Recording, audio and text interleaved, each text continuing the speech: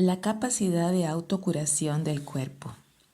Del libro Curar con la fuerza de la naturaleza del doctor alemán Andreas Michalsen. El médico te cierra las heridas, pero es tu médico interior quien te sana. Esta célebre cita de Paracelso se refiere precisamente a aquello que el principio de estímulo-reacción ya expuesto consigue poner en marcha: la capacidad de autocuración de nuestro cuerpo. Todos los médicos han sido testigos alguna vez de esta extraordinaria habilidad del organismo para regenerarse, aunque no todos la valoren como se debe ni se encuentren preparados para dejarlo hacer, en lugar de utilizar medicamentos para taparla o incluso inhibirla.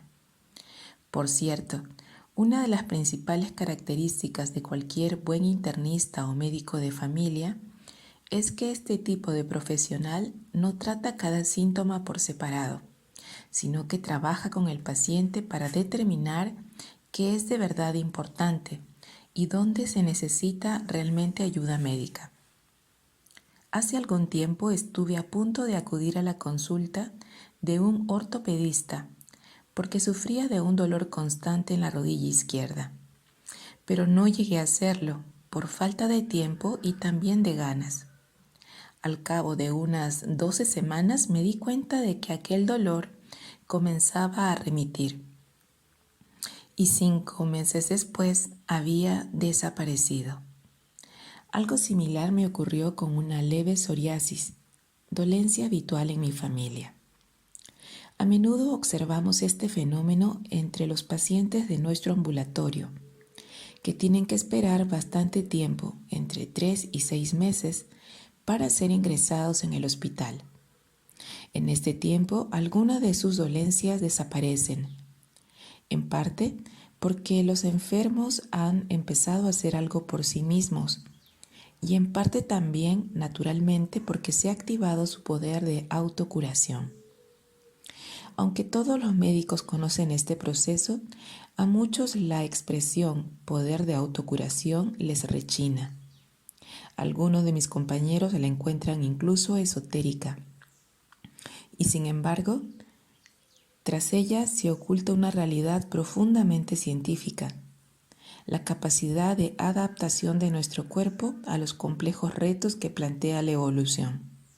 A fin de cuentas, cada día nos vemos expuestos a todo un arsenal de posibles causantes de enfermedades, bacterias y virus, luz solar y rayos UV, partículas en suspensión y productos químicos. Nuestro material genético se activa o desactiva constantemente. En cada regeneración celular, el ADN, portador de información sobre nuestra herencia, se divide en 2 ramas y se replica.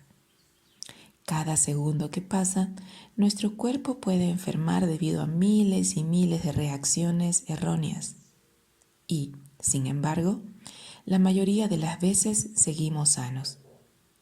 Por eso, tal vez sería deseable que los médicos se planteasen más bien la siguiente pregunta: ¿qué es lo que nos impide caer enfermos? La compasión de la cohesión interna por parte del paciente.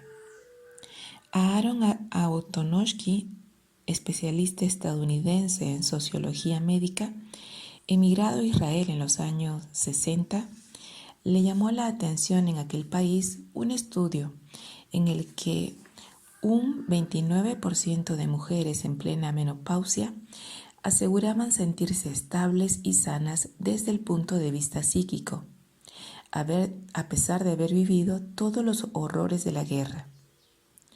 ¿Qué es lo que les había dado semejante fuerza?, se preguntó Antonovsky, que decidió investigar sobre el origen de la salud. Después de entrevistar en profundidad a las afectadas, elaboró una especie de matriz sobre los fundamentos de la salud. En ella resultó que la principal condición era la comprensibilidad, que se determinaba respondiendo a las siguientes preguntas. ¿Puede entender dentro de un contexto más amplio lo que me sucede? ¿Dispongo de explicaciones para lo que pasa?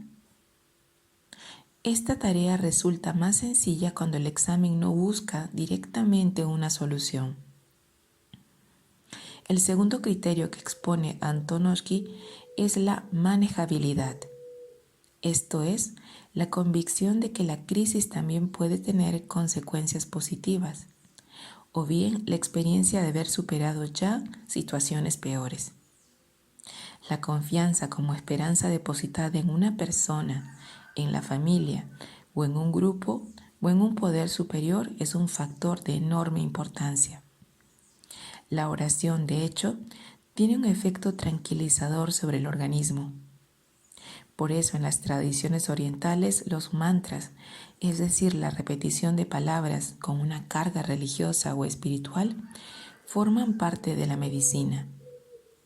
De hecho, la mayoría de las clínicas indias especializadas en Ayurveda cuentan con un templo al que acuden los pacientes a última hora de la tarde, cuando ya no hace tanto calor, para rezar. Y nadie considera que este sea un acto de superstición, ni siquiera los pacientes con profesiones de tipo ingeniero aeronáutico o empleado de banca. Todos ellos están convencidos que existen conexiones que ni se plantean ni se calculan, sino que exigen respeto y humildad ante lo desconocido. Los escépticos pueden atribuirlo todo a un efecto placebo, pero la verdad es que esta explicación resulta demasiado reduccionista. Lo que hoy vuelve a integrarse con fuerza en la medicina bajo el concepto de espiritualidad es lo que constituye el tercer nudo de la matriz de Antonovsky, la significatividad. Tal vez Nelson Mandela sea un buen ejemplo de este concepto. Los 25 años que pasó en la cárcel como un preso político no consiguieron acabar con él. En ese tiempo estudió Derecho a distancia y tras su liberación volvió a la actividad política.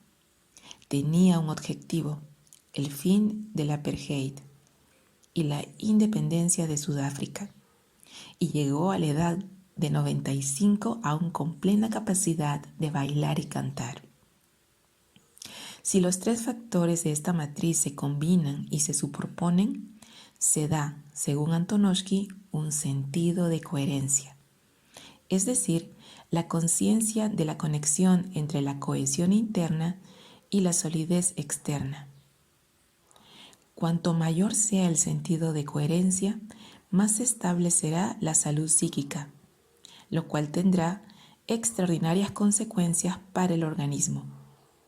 A partir de estas reflexiones, Antonovsky desarrolló una teoría sobre cómo se origina realmente la salud, esto es, sobre la salutogénesis, que en su opinión constituye la antítesis de la patogénesis, principal interés de la medicina convencional, tan centrada en el estudio de las fuerzas que desencadenan enfermedades.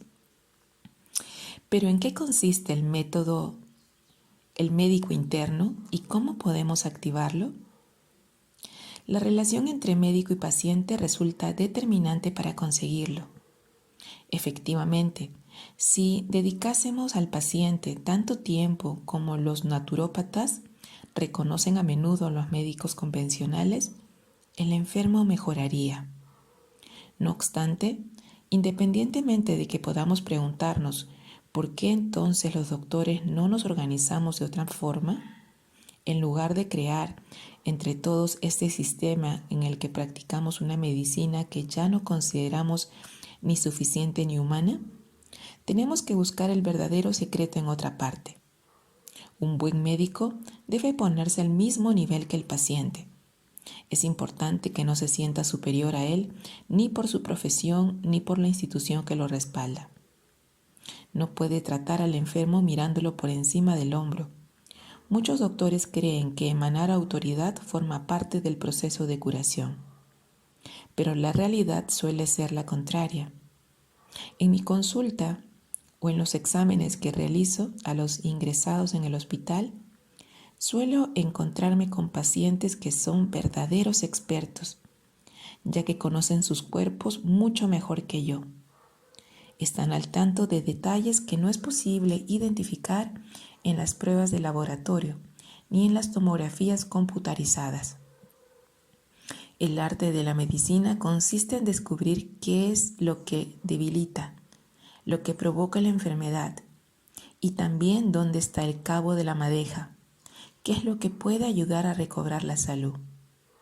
Esto es, qué es lo que permitiría volver a devanar el hilo, por así decirlo.